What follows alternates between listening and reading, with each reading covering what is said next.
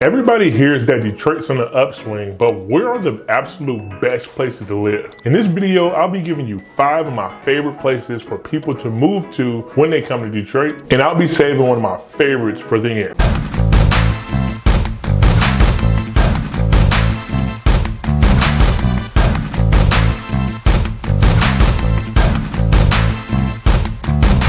What's going on? For those of you who are new to the channel, my name is Ed Butler and I make videos just like this one every single week, giving you all there is to know about Detroit. I'm also a full-time realtor, so if you need help in that arena, feel free to reach out. All my information down below. I'd love to have your back on your home buying or selling journey. And with that, let's hop into the video. Roughly located between Jefferson, Kercheval, Parker, and Seaburn. Essentially right in the middle on the dividing line of East and West Detroit. Close to downtown off of Jefferson. In fact, it gets its name derived by another one that's on this list that we'll talk about a little bit later by being west of Indian Village, so hence the name West Village. West Village is primarily made up of about 275 single family homes, a few duplexes, and a few commercial apartment buildings as well. Most of the construction was built between 1890 and 1920. And it was added to the National Register of Historic Places in 1980. What makes West Village cool is the array of different architectural styles and those that are pretty unique to West Villages. That's something you don't really see in too many other areas. Some of the cool architectural styles that'll be home to West Village are actually the Colonial Revival and Mediterranean Revival as well. You also will see a bunch of row houses there built for the upper middle class in the early 1900s. And to call West Village homes, of the 12 homes that sold over the last 12 months, the average price point was right around $376,000. But I can tell you it's kind of a mixed bag, and most finished products in West Village are going to be above that $400,000 range. I actually toured a duplex for right around $440 this past week, and it was actually a masterpiece. So you definitely can get in at a decent price point if you want to be in this area, and it's stone's throw from Jefferson, so you can pretty much get down to Jefferson and take it straight down to downtown or be right across from Belle Isle. So definitely a great pick to move to if you're thinking about Detroit. Now, the next one on our list is definitely one that I caught a lot of flack over the years if we're not talking too much about. That's going to be North Rosedale Park. It is on the city's northwest side and it's comprised of about 1,700 single family homes, so making it a very large neighborhood.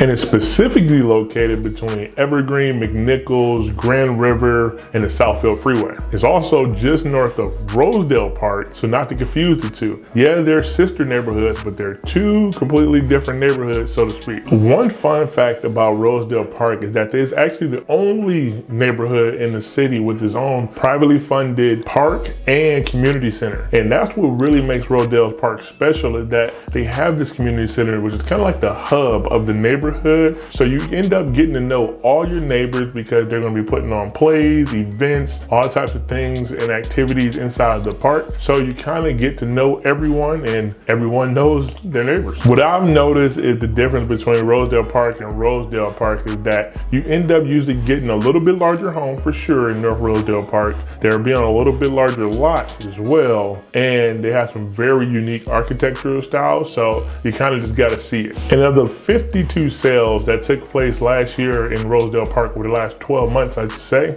the average price point was right around $212,000, with the high sale being $355,000. I had some clients recently over the last couple months that we were actually shopping in North Rosedale Park, and we found this beautiful home that has so much character and charm, and we had a pretty big bidding war on it. I believe that house went in upper 340s. I mean, we weren't able to secure it for my clients, but definitely some beauties pop up every now and then that, you know, you got to be looking out to try to snag. All right, next up on my list is another one that I don't quite talk about as much, but I'll definitely be doing more in the future. That's going to be the Boston Edison Historic District. I've moved a bunch of people here over the last couple of years, and it's just not seeming like it's going to stop. It's the reason being because it's such a large neighborhood, and most of the houses are some of the most bang for your buck that you're going to get anywhere in the country. So with that, a little bit of a history lesson. One of the earliest neighbors or inhabitants of Boston Edison was actually Henry Ford himself,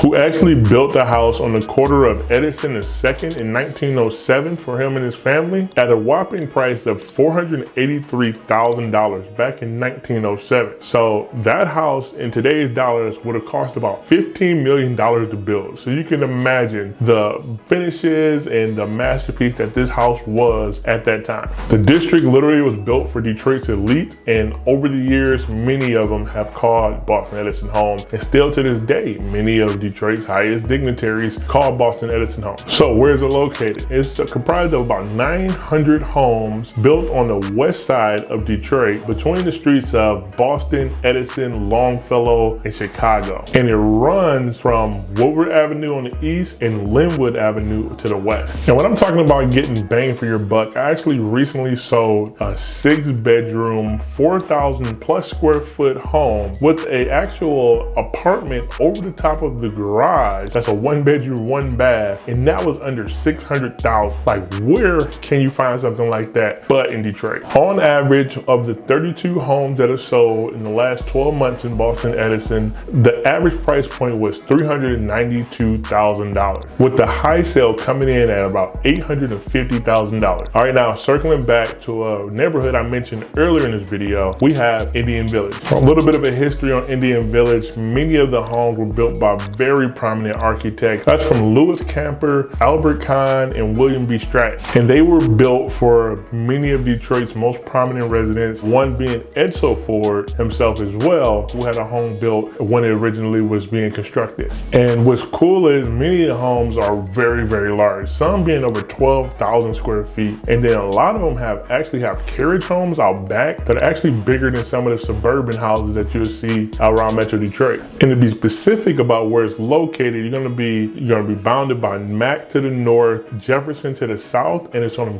3 streets. And that's gonna be Burns, Iroquois, and Seminole. Fun fact about the community, every summer in the first weekend or the first Saturday in June, they have an annual home and garden tour throughout the neighborhood, which you can come and everybody's presenting their best foot forward and showing off their home. I went to high school just around the corner from the Indian Village at Martin Luther King High School, and I remember I had a teammate on the basketball team who actually lived in one of these houses, and we didn't know until one day we dropped him off and we pull up like, dude, you live over here? Needless to say, it gave us all a starstruck look, and hey, we didn't make mention of it no more afterwards, but it definitely opened our eyes like, man, some kids actually really live like this. Of the 11 homes that sold in Indian Village over the last 12 months, the average price was right around $550,000, with one selling almost close to the $2 million mark. That was actually the Book Mansion that's right off of Jefferson that actually sold, that was modeled after Marie Antoinette's place. This thing looks like a freaking castle because it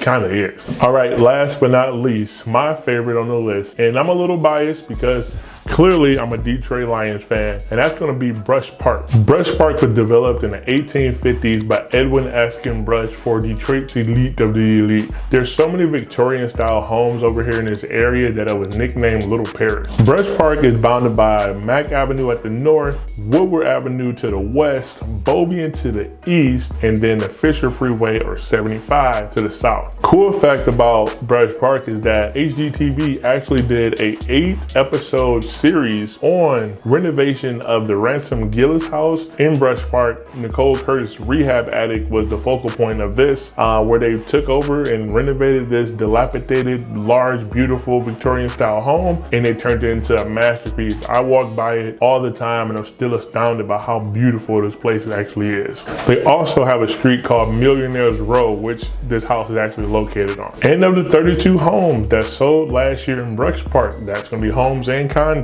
Average price point was right around $635,000, but the median price point was right at $485,000. So a big discrepancy there, and so you got some very heavy hitters on the north side of that, but you definitely can get some smaller condos on the lower end. I think the lowest one sold, I think it was like a 1-bedroom, like 800 square feet for like the mid 200s. But with its proximity to all things Woodward or all things sports, that's why it's one of my favorites. It's right across across the street from the Little Caesars Arena where the Pistons and Red Wings play, and then just a short walk across the Fisher Freeway to where the Detroit Lions play, where I'll be spending a bunch of my time this coming fall. Go Lions. So this makes it pretty easy for it to be a top pick for me personally, and because of all the other things surrounding it. And the list definitely goes on beyond the sports for sure when it comes to restaurants, museums, activities, or whatnot. So if you're looking to make a move to Detroit, these are 5 great picks. You really can't go wrong with any of them. So, and I'll be making more videos just like this one. It had been a long time since I made one, so I figured I'd do it again. If you have any questions or you have any thoughts about moving to Detroit, make sure you go ahead and hit the subscribe button and reach out to me down below, because I'd love to have your back on your home buying or selling journey. With that, I'll catch you on the next one.